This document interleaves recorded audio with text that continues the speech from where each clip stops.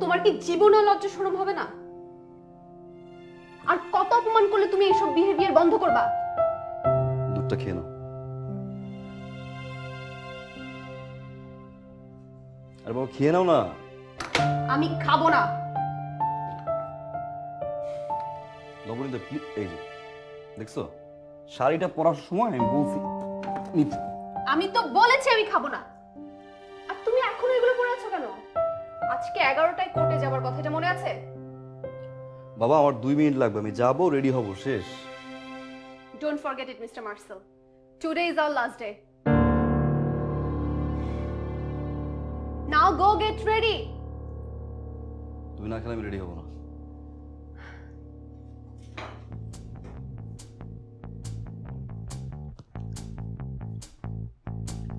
পুরোটা শেষ করো।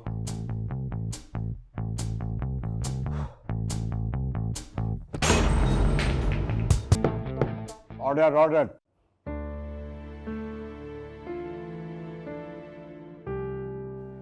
মহামান্য আদালত, আমি বাদী পক্ষকে জিজ্ঞাসাবাদের জন্য অনুমতি প্রার্থনা করছি। অনুমতি দেওয়া হলো। মিসেস নবনীতা, আপনি যে কারণ দেখে ডিভোর্স চেয়েছেন সেই কারণগুলো মহামান্য আদালত আপনার কাছ থেকে জানতে চায়। আপনি তা পেশ করুন। আমি এমন শান্তশিষ্ট স্বামী চাই না। তার অতিরিক্ত ভালোবাসা আমি অতিষ্ঠ হয়ে গেছি। সে আমার উপর কখনো কোনো রাগ করে না, একটুও চিৎকার চেঁচামেচি করে না, আমাদের মধ্যে কখনো কোনো ঝগড়া হয় না। আমি ভুল করি, যাই করি, কিচ্ছু বলে না। আপনি জানেন, আমি সকালে ঘুম থেকে ওঠার আগে সে চা রেডি করে বসে থাকে আমার জন্য। বাড়িতে এতগুলো কাজের লোক আছে, কিন্তু সে আমার সব কাজ নিজ হাতে করবে। তার এই অতিরিক্ত ভালোবাসা আমি আর সহ্য করতে পারছি না। আমি এরকম দাম্পত্য জীবন চাই না। এই একঘেয়ে পরিবেশে থাকতে থাকতে আমার দম বন্ধ হয়ে আসছে। আমি তাই চাই আমার হাজবেন্ডের কাছ থেকে আলাদা হয়ে যেতে।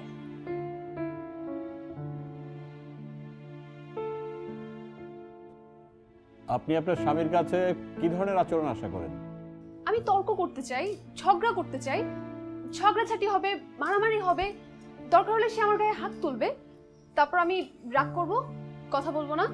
সে সরি বলবে, কিন্তু আমার রাগ ভাঙবে না। দুজন একই সাথে থাকবো রাতে, কিন্তু দুজন দুদিকে ফিরে থাকবো। তারপর দ্বিতীয় দিনে সে আমাকে সরি বলবে, আমার জন্য গিফট নিয়ে আসবে, আমাকে আদর করবে, তারপর বলবে যে নবনীতা আমি সরি, আমার ভুল হয়ে গেছে, আমাকে মাফ করে দাও। তখন আমি তাকে মাফ করে দিব। আর আমি মাফ করে দেওয়ার পর সে প্লেটে করে আমার জন্য খাবার এনে আমাকে মুখে তুলে খাইয়ে দেবে। আমি এরকম একটা হাজবেন্ড চাই।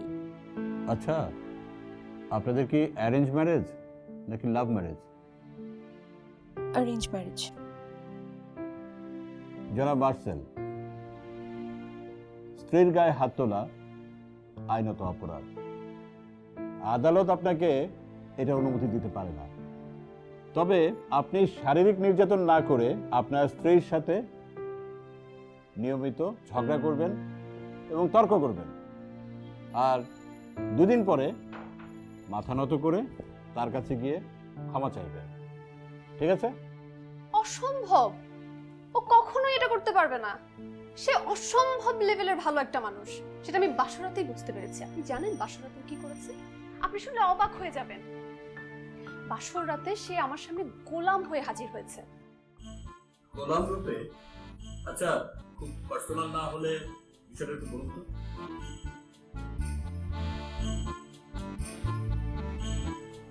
আমাদের নতুন বিয়ে হয়েছে, নতুন বউ কি করে? সাজুগুজু করে বসে থাকে। আমিও সেভাবে বসে আছি, অপেক্ষা করছি আমার হাজবেন্ডের জন্য। তারপর দেখি একজন প্রাপ্তবয়স্ক শিশু হাঁটি হাঁটি পাপা করে আমার সামনে এসে